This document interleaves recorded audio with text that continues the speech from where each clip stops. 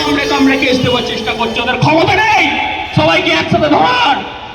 আজ কথা আর বাবার ক্ষমতা থেকে তুলে নিয়ে কেস দিয়ে দেখান, মেয়েরা চামড়া গুটিয়ে দেওয়া হবে।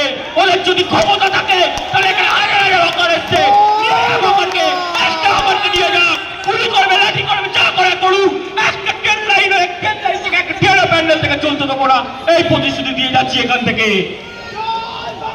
জয় বাংলা!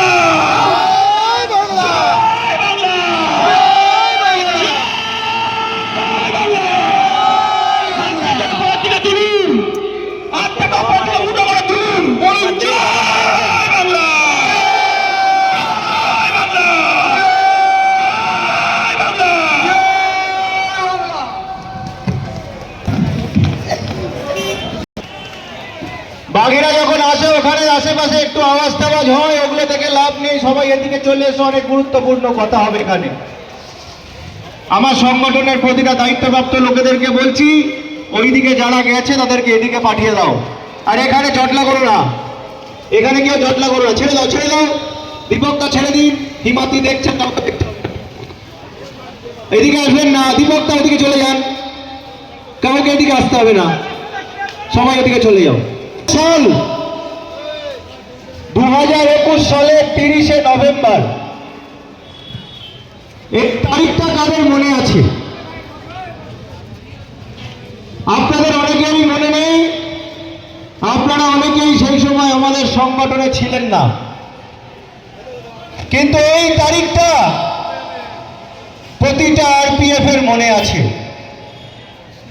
এই তারিখটা এই ব্যান্ডেলে যারা হকারি করে, যারা দোকানদার, তাদের মনে আছে। একটি নতুন সংগঠন রেল লাইনে এসছে, প্রতিদিন নাকি এই ব্যান্ডেল স্টেশনে 20টা 30টা করে হকারকে কেস দেওয়া হচ্ছে। ভোরবেলা 7টার সময় আমার কাছে একটি ফোন এলো, দাদা আপনারা আমাদের বাঁচান।